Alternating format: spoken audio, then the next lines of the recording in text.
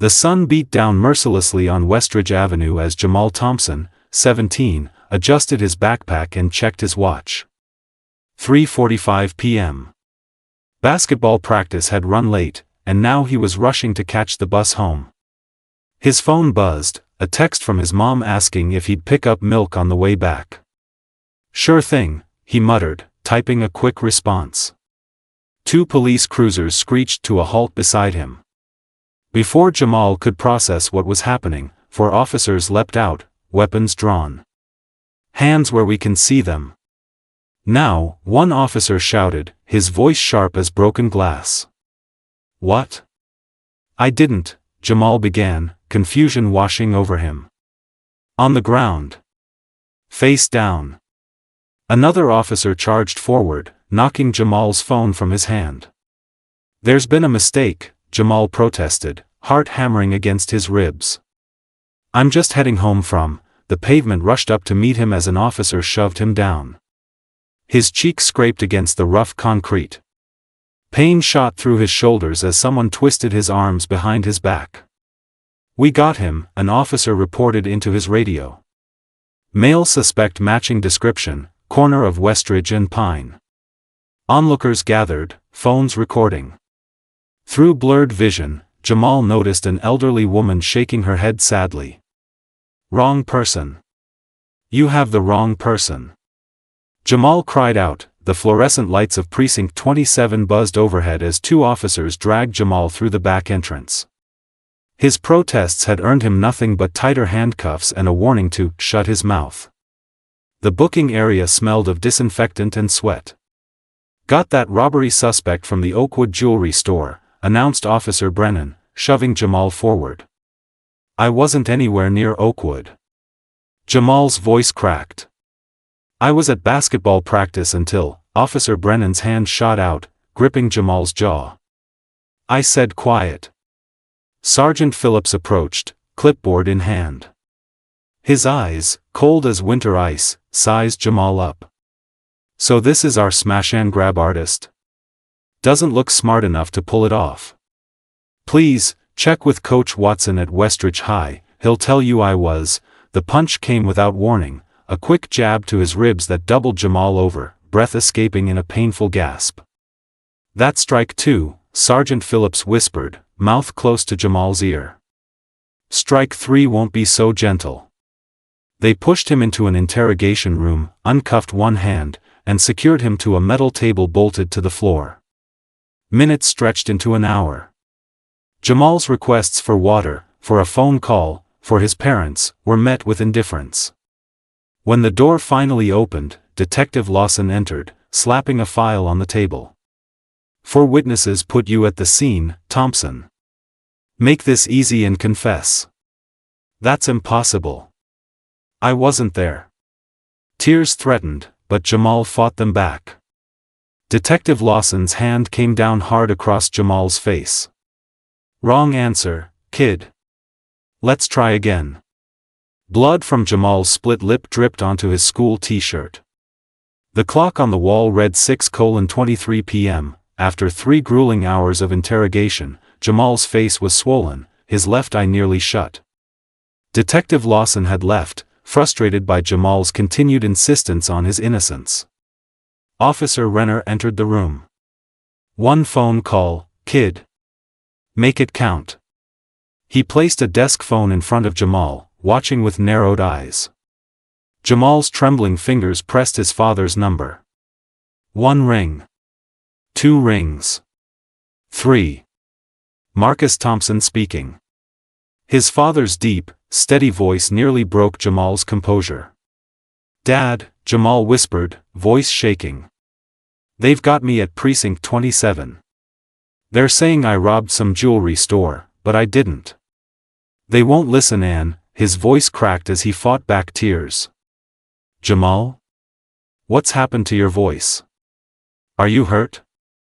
The calm in his father's tone vanished, replaced by razor-sharp concern. "They hit me, Dad. Multiple times. They won't check my alibi or anything." Officer Renner moved to grab the phone, but Jamal clutched it desperately. "Listen carefully," Son, Marcus said, his voice now glacially controlled. Don't say another word to anyone. No statements, no confessions, nothing. I'm coming there now. Time's up, Renner snapped, yanking the phone away. Wait. Dad needs to know, he knows enough, Renner said, smirking. Not that some lawyer's going to help you now. My father isn't just any lawyer, Jamal murmured, hope flickering for the first time. The precinct doors burst open at 10:17 p.m. Marcus Thompson strode in, 6'3", wearing an immaculate charcoal suit despite the late hour. His presence commanded immediate attention, back straight, eyes forward, purpose in every step. Behind him followed two assistants carrying briefcases and a uniformed state police captain. Sergeant Phillips intercepted them at the front desk. Sir, visiting hours are. I'm not a visitor, Marcus stated, voice hard as granite. I'm Marcus Thompson, Attorney General for this state. He placed his credentials on the counter. You have my son, Jamal Thompson, in custody. The color drained from Phillips' face. There must be some mistake, sir. We're holding a robbery suspect who happens to be my 17-year-old son, currently attending Westridge High School, where he was at basketball practice during the time of the alleged robbery. Marcus' words cut through the air like a scalpel. Captain Reynolds here has already spoken with Coach Watson, who confirmed Jamal's whereabouts. 23 witnesses, including 3 faculty members. The precinct fell silent. Eyes darted between officers. Someone whispered, "Oh shit. I want to see my son. Now." Each word landed like a hammer blow. Of course, sir, right away, Phillips stammered, suddenly obsequious. When the interrogation room door opened, Jamal looked up through his swollen eye. Relief flooded his battered face.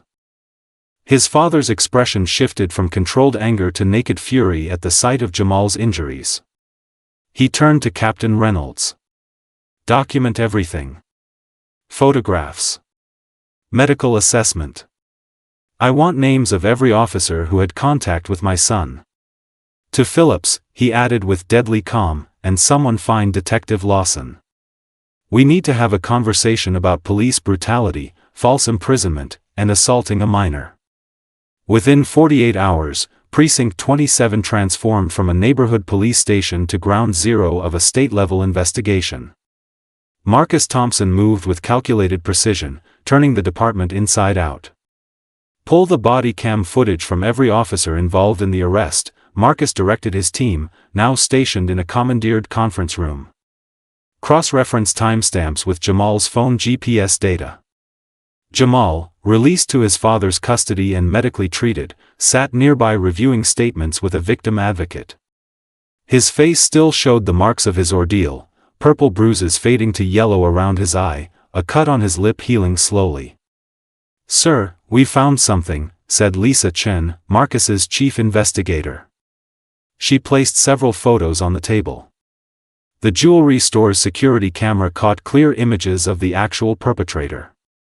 Not even close to Jamal's description. And yet 4 witnesses supposedly identified my son? Marcus's eyebrows raised. That's where it gets interesting, Lisa continued. The witness statements were taken by Detective Lawson himself. No other officers present during the interviews. And we've discovered Lawson has 6 previous complaints of racial profiling. Captain Reynolds entered, holding a thumb drive. You need to see this, sir. Officer Brennan's dash cam picked up audio before they turned off their body cams. They were discussing how they finally had something on the Thompson kid before the arrest even happened. Marcus's jaw tightened. This wasn't random. This was targeted. The conference room walls disappeared beneath a mosaic of evidence, timeline charts, photographs, transcripts, and patrol schedules. Marcus stood before it all, hands clasped behind his back, connecting invisible dots. Dad, look at this, Jamal said, pointing to a document. Despite his injuries, he'd insisted on helping. Lawson and Phillips were both involved in that case you prosecuted last year. The one with the corrupt officers. Marcus took the paper, eyes widening. The Bedford County scandal. 3 officers convicted of evidence tampering. Lawson and Phillips were investigated but cleared. Lisa burst in, excitement visible on her face. We cracked Lawson's personal email. He's been communicating with ex-officer Darnell, one of the men you put away. Messages discussing, teaching Thompson a lesson through his kid. The room fell silent. There's more, Lisa continued. Phillips altered the dispatch record. The original robbery description mentioned a suspect with a sleeve tattoo. They deliberately removed that detail before arranging for Jamal's arrest. Captain Reynolds shook his head in disgust. We've also pulled security footage from nearby businesses. Shows Jamal clearly walking from school, nowhere near the jewelry store. Meanwhile, we've identified the actual robber from store footage. He's already in custody in the next county for another offense. Marcus placed a hand on Jamal's shoulder. This wasn't just bad policing. This was deliberate retaliation. Jamal nodded grimly. Because of your work cleaning up corruption. And they're going to regret it, Marcus promised. 3 months later, Jamal stood beside his father on the courthouse steps, cameras flashing before them. The summer sun glinted off the golden dome of the state capitol across the street.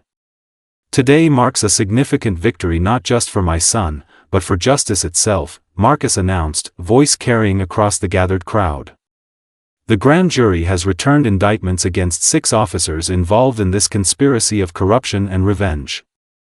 Jamal, now fully healed physically but forever changed, stepped forward at his father's nod. What happened to me wasn't random, he stated, voice steady and clear. It was calculated abuse of power. But this case has revealed something important: when systems fail, they can also be fixed. Behind them stood Governor Walsh, who had personally appointed an independent commission to reform police practices statewide. The settlement approved today establishes the Jamal Thompson Initiative, Marcus continued, providing resources for community oversight of law enforcement and legal support for victims of police misconduct. Former Detective Lawson and Sergeant Phillips had been led away in handcuffs that morning, facing multiple felony charges including civil rights violations, assault, evidence tampering, and conspiracy. As they concluded the press conference, a reporter called out, "Jamal, what's next for you?" Jamal smiled, the confidence in his expression hard-won. Pre-law at State University. Someone needs to follow in my father's footsteps, making sure justice works for everyone, not just some. The crowd erupted in applause as father and son descended the steps together, heads high, walking toward a future they would help shape.